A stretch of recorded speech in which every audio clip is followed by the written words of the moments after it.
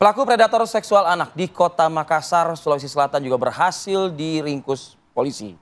Pelaku telah melakukan pelecehan seksual terhadap 4 bocah laki-laki.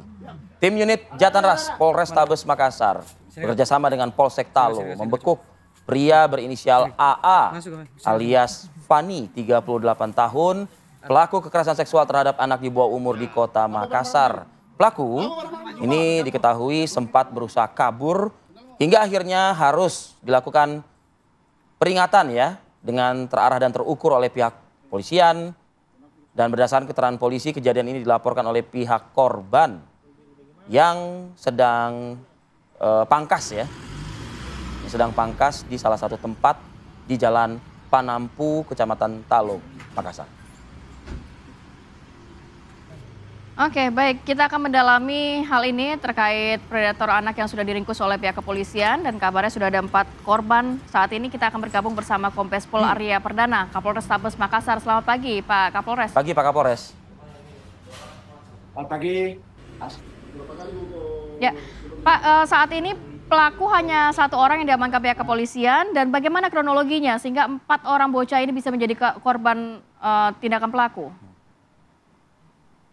Iya, jadi dapat kami sampaikan memang pelaku kejahatan pencabulan ya, terhadap anak-anak ini sudah berlangsung lama aksinya.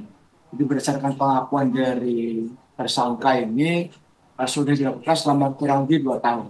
Nah, modusnya sendiri si pelaku ini dia memiliki salon sehingga jika ada anak-anak yang ingin mencukur rambutnya ke sana, ada beberapa anak yang kemudian dimasukkan ke kamar, gitu ya, lalu dicabuli. Dan ini pencabulannya dalam bentuk sodomi dan juga kadang-kadang pelaku ini menghisap kemaluan dari korbannya sampai ejakulasi. Iya, Pak, sudah 2 tahun, berarti mungkin pendalaman dari pihak kepolisian korbannya tidak hanya 4. Apakah memang sudah ada korban lainnya yang juga melapor, Pak? Untuk korban yang melapor memang baru 1. Jadi yang ketahuan ini ada 4, tapi kami melihat ada kecenderungan korban ini lebih banyak lagi. Dan sepertinya pelaku ini memang selalu mengambil kesempatan setiap ada anak-anak kecil yang di bawah umur begitu ya, datang ke salonnya untuk cukur, lalu ini menjadi kesempatan si pelaku untuk berbuat hal kecil seperti itu.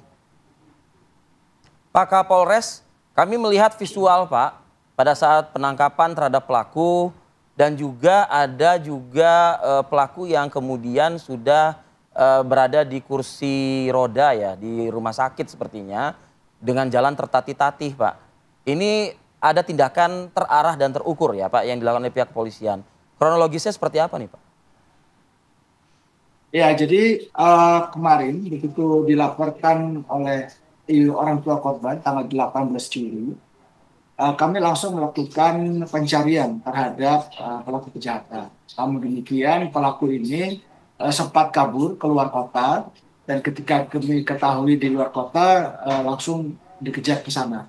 Pada saat penyergapan, pelaku berusaha untuk melakukan perlawanan terhadap petugas dengan menabrakkan dirinya ke petugas dan berusaha untuk lari.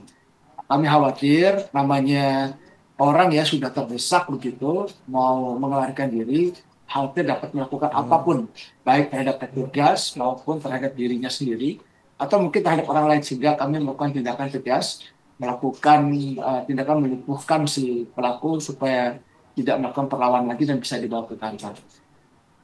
Oke, Pak Kapolres jadi juga menjelaskan juga Pak, TKP-nya adalah di salon tempat usahanya pelaku ya Pak.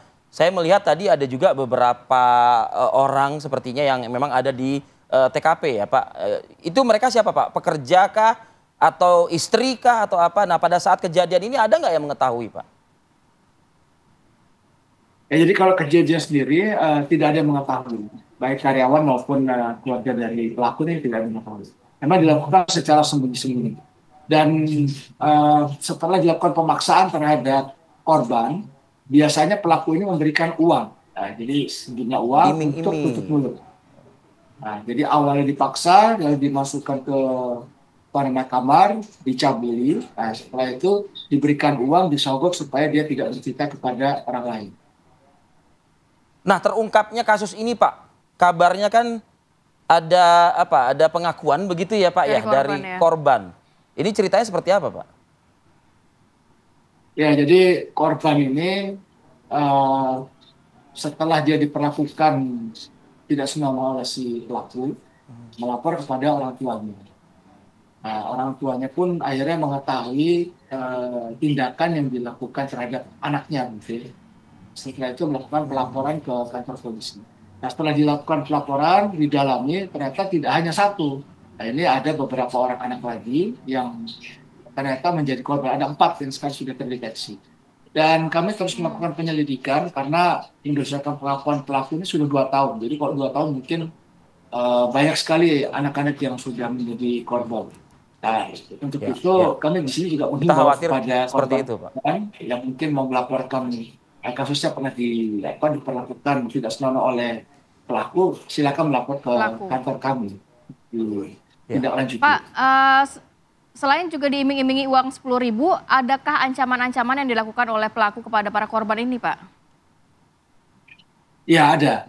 Jadi korban juga diancam apabila melaporkan akan diberikan tindakan yang lebih parah lagi daripada itu. Memang tidak mengatakan akan dibunuh atau apapun gitu ya, tetapi diancam pokoknya awas ya kalau masih tahu dan sebagainya itu diancam kepada korban supaya tidak bercerita kepada siapapun. Oke, Pak, ini mungkin konstruksi hukum yang akan diterapkan terhadap tersangka ya Pak, statusnya saat ini. Silakan Pak. Jadi untuk tersangka ini kami kenakan pasal 81 Undang-Undang Perlindungan Anak dengan ancaman paling singkat 5 tahun dan maksimal 15 tahun. Nah, ini tindakan pencabulan terhadap anak ini. Dan juga pasal 82 tindak pidana kekerasan seksual terhadap anak dengan ancaman hukuman maksimal 15 tahun. Ya mungkin Polri juga bertanggung jawab Pak ya untuk memikirkan juga nasib dan juga masa depan dari para Anak-anak korban. tersebut, ya. Mungkin apa yang bisa disampaikan Pak penanganan terhadap korban yang dilakukan oleh pihak polisi? Atau pendampingan juga? Pendampingan juga kah atau seperti apa? Iya. Kami juga melakukan pendampingan ya terhadap korban karena korban ini kan masih di bawah umur. Jadi tentu harus didampingi oleh pihak-pihak yang bisa membantu si anak recovery dari kejadian-kejadian yang menimpa mereka, terutama soal trauma ini. Dan kami berusaha semaksimal mungkin supaya anak-anak ini tidak menjadi pelaku. Karena kebanyakan orang-orang yang sudah menjadi korban terus lama-lama terbiasa dengan kegiatan itu sehingga kedepannya berbahaya untuk bisa menjadi pelaku kejahatan juga. Nah, kami berusaha mengembalikan kondisi psikologisnya kembali seperti semula dengan menetapkan psikolog gitu ya dan pendampingan sehingga anak-anak ini bisa terselamatkan dari kejadian itu. Ya, harapannya tidak akan mengganggu masa depan dari anak-anak tersebut ya, dan juga jangan sampai kasus serupa terjadi di wilayah Indonesia. Terima kasih banyak Kombes Pol Arya Perdana, Kapolrestabes Makassar sudah berbagi informasi dan waktunya. Selamat beraktivitas kembali Pak. Selamat bertugas Pak. Assalamualaikum. Assalamualaikum.